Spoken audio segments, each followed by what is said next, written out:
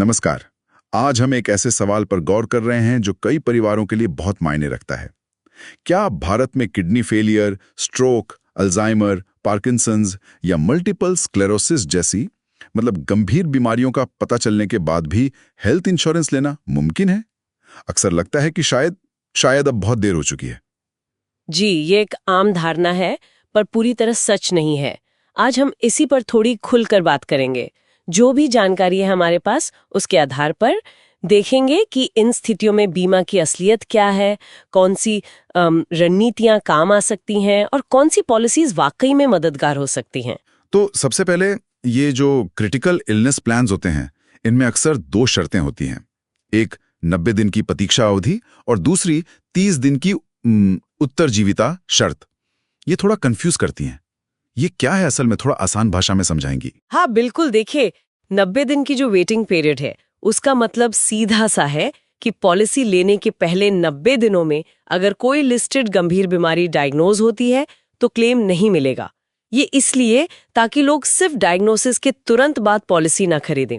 एक तरह से बचाव है बीमा कंपनी का। अच्छा, मतलब कंपनी के रिस्क को कम करने के लिए। और वो 30 दिन वाली शर्त? हाँ, वो है सर्वाइवल क्लॉज। मतलब डायग्नोसिस के बाद क्लेम लेने के लिए मरीज को कम से कम 30 दिन जीवित रहना जरूरी है। ऐसा इसलिए क्योंकि ये प्लान्स एक मुश्त रकम देते हैं, इलाज का स्टेप बाय स्टेप खर्चा नहीं। समझ गया। पर ये 30 दिन की शर्त थोड़ी मुश्किल नहीं लगती, खासकर जब परिवार पहले से इतनी परेशानी में हो? हाँ, ये सवाल बिल्कुल जायज है। इसीलिए सलाह दी जाती है कि अगर लगता है कि रिस्क ज्यादा है तो ऐसी पॉलिसी देखें जिनमें ये सर्वाइवल पीरियड कम हो। 15 दिन की भी होती हैं, यहाँ तक कि 0 दिन वाली भी मिलती हैं कुछ प्लान्स में। अच्छा, ये अच्छी जानकारी है।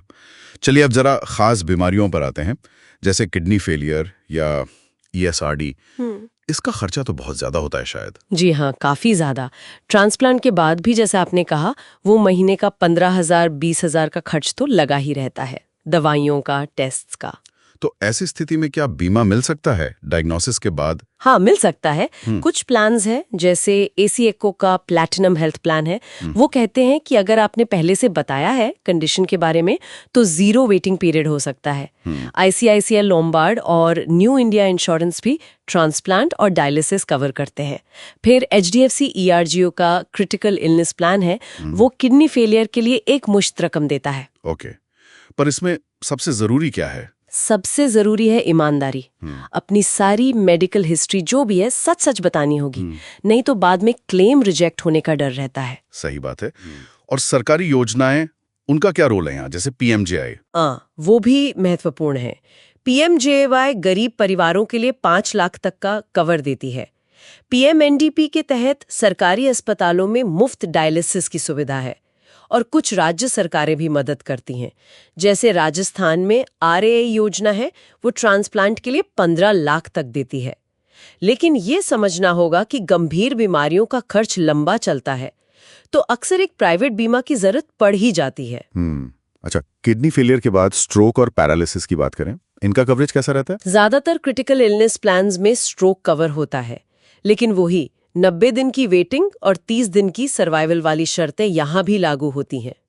पॉलिसी लेते वक्त ये देखना चाहिए कि क्या वो एकमुश्त रकम दे रही है, क्या क्लेम मिलने के बाद आगे के प्रीमियम माफ हो जाएंगे। और वो रिहैबिलिटेशन का क्या, फिजियोथेरेपी वगैरह, वो कवर होता है? ये एक मुश्किल पॉइंट है।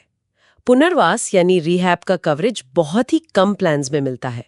फिजियोथेरेपी या लंबे समय की देखभाल अक्सर शामिल नहीं होती। मतलब ठीक होने का जो लंबा प्रोसेस है, उसका खर्चा जेब से देना पड़ सकता है ज्यादातर मामलों में। हाँ, इसीलिए हमारी सलाह ये रहती है कि एक क्रिटिकल इलनेस प्लान लें जो एक मुश्त रकम दे दे और साथ में एक कॉम्प्रिहेंसिव हेल्थ इंश्योरेंस रखें जो अस्पताल के खर्चों को कवर करे।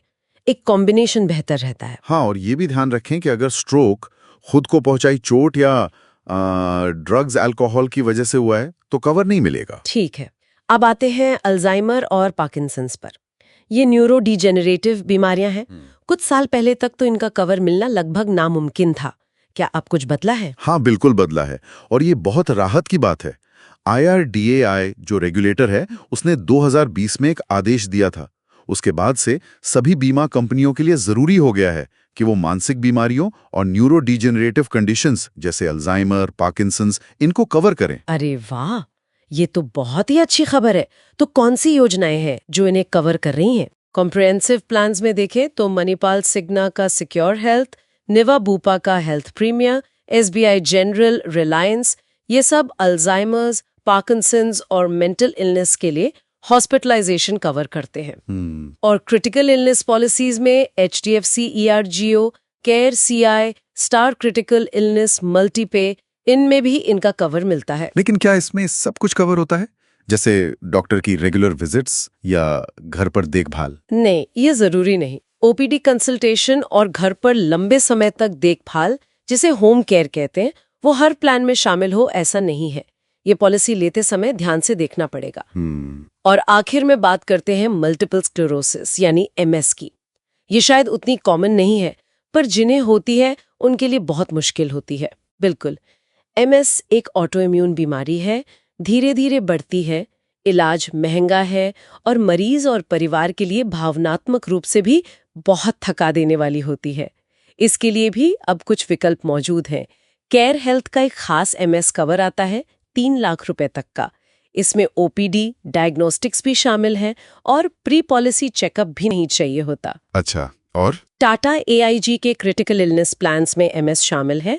बजाज फिनसर्व का भी एक प्लान है, बहुत कम प्रीमियम पर, शायद 271 रुपए में 3 लाख रुपए का कवर देता है एमएस के लिए। तो अगर कोई एमएस के लिए पॉलिसी देख रहा हो तो उसे किन खास बातों पर ध्यान देना चाहिए?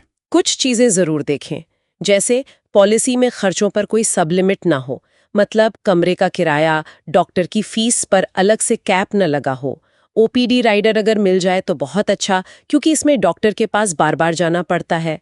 और पीईडी यानी पहले से मौजूद बीमारी के लिए वेटिंग पीरियड कम हो और पॉलिसी लाइफ टाइम रिन्यू होती हो। ठीक है, तो कुल मिलाकर आज की बातचीत से जो एक बड़ा संदेश निकल रहा है वो यही है कि अगर परिवार में किसी को कोई गंभीर बीमारी डायग्नोस हुई भी है तो शायद उम्मीद बाकी है। बीमा कवरेज पाने का रास्ता पूरी तरह बंद नहीं हुए हैं। बिल्कुल सही कहा। हिम्मत हारने की जरूरत नहीं है, देर नहीं हुई है। लक्षणों का इंतजार न करें, जानकारी जुटाना और प्लान्स की तुलना करना अभी से शुरू कर दें।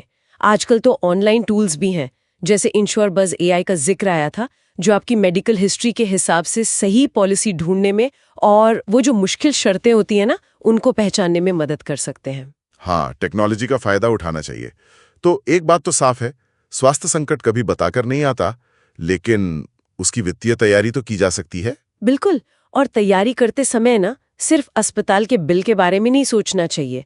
जो लंबे समय की देखभाल है या बीमारी की वजह से काम न कर पाने पर जो आय का नुकसान होता है, इन पहलुओं पर भी गौर करना बहुत जरूरी है, जिन पर अक्सर लोगों का ध्यान नहीं जाता। बहुत सही कहा। जानकारी बचाव है, सूचित रहें, सुरक्षित रहें।